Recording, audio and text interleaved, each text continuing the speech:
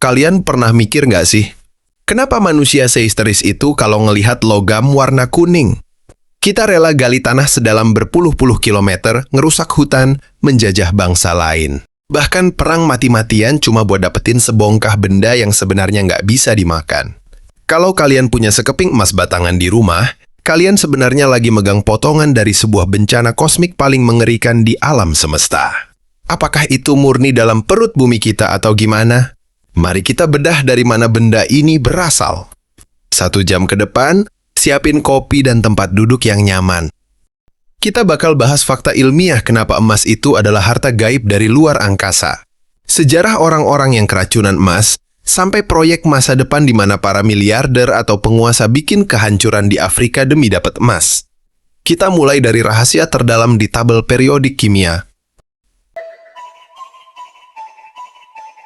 Kita mulai dari pelajaran kimia sekolah yang paling membosankan tapi versi serunya. Di bumi, kita bisa bikin plastik, bisa bikin kaca, bahkan ilmuwan bisa bikin berlian buatan di laboratorium. Tapi sampai detik ini, nggak ada satupun manusia atau mesin di bumi yang bisa bikin emas dari nol. Kenapa? Karena nomor atom emas itu 79. Artinya ada 79 proton di intinya. Buat maksa 79 proton ini bersatu, kamu butuh energi yang gedenya luar biasa, Fana. Apakah inti bumi kita kurang panas? Atau matahari kita terlalu lemah? Dia cuma bisa bikin helium dan karbon. Kalau matahari dipaksa bikin emas, dia bakal langsung meledak.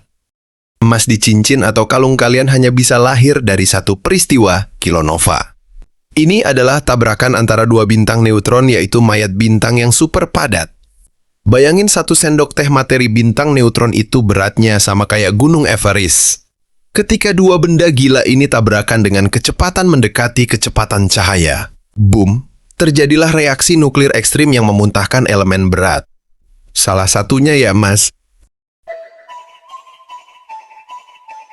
Oke, emas dibuat di luar angkasa akibat tabrakan bintang miliaran tahun lalu. Pertanyaannya, gimana caranya dia bisa?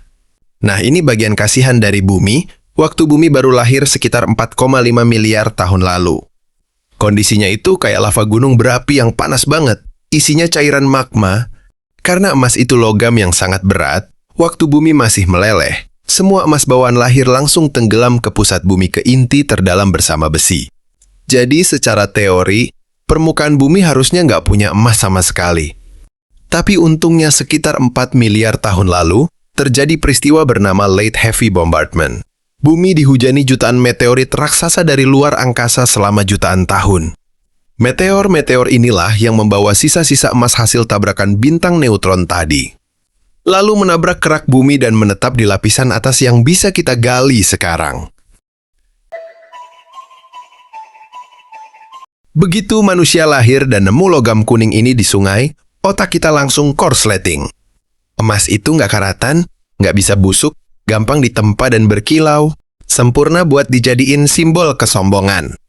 Tahu Mensa Musa, Raja Kekaisaran Mali di Afrika abad ke-14, dia adalah manusia paling kaya sepanjang sejarah. Suatu hari dia pergi haji ke Mekah bawa puluhan unta yang masing-masing ngangkut ratusan kilo emas. Di setiap kota yang dia lewatin, dia bagi-bagi emas gratis ke warga lokal kayak bagi-bagi takjil. Efeknya apa? Nilai emas di Timur Tengah langsung anjlok dan inflasi parah selama 10 tahun karena kebanyakan emas. Itu tingkat pamer paling tinggi dalam sejarah peradaban. Di Eropa, saking pengennya orang punya emas, lahirlah ilmu semu bernama alkimia atau alkomi. Selama ratusan tahun, orang-orang pintar termasuk Isaac Newton pernah terobsesi nyari cara mengubah timah atau besi murah menjadi emas lewat cairan mistis bernama Viverstone. Hasilnya, nggak ada yang berhasil. Yang ada malah banyak ilmuwan mati muda karena keracunan merkuri. Tapi di balik kilaunya, emas punya sejarah yang sangat menyedihkan. Demi logam ini, suku Inca dan Aztec dihabisi oleh penjajah Spanyol. Sampai hari ini, penambangan emas ilegal menggunakan merkuri yang meracuni sungai dan bikin anak-anak cacat lahir. Kita merusak planet kita sendiri demi benda yang kita simpan lagi di dalam brankas besi bawah tanah. Paradoks yang agak aneh, kan?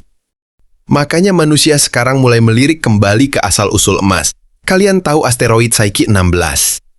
Ini adalah asteroid raksasa yang isinya tumpukan logam mulia, termasuk emas dan platinum. Nilai ekonomisnya diperkirakan mencapai angka puluhan kuadriliun dolar. Cukup buat bikin semua orang di bumi jadi triliuner mendadak. NASA udah ngirim wahana ke sana buat neliti.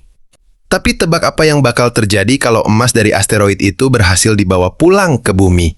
Hukum ekonomi bakal bekerja. Sesuatu yang jumlahnya terlalu banyak bakal nggak berharga lagi. Emas kamu yang mahal itu mungkin bakal berakhir jadi bahan bikin panci atau bemper mobil saking nggak ada harganya. Jadi apa arti kepingan emas di perhiasan kalian sekarang?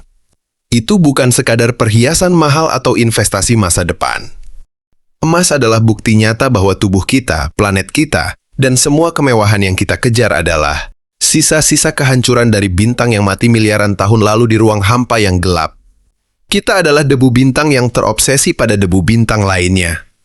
Makasih udah mantengin video ini selama beberapa menit. Jangan lupa like, subscribe, dan share video ini dan sampai jumpa di video rahasia berikutnya.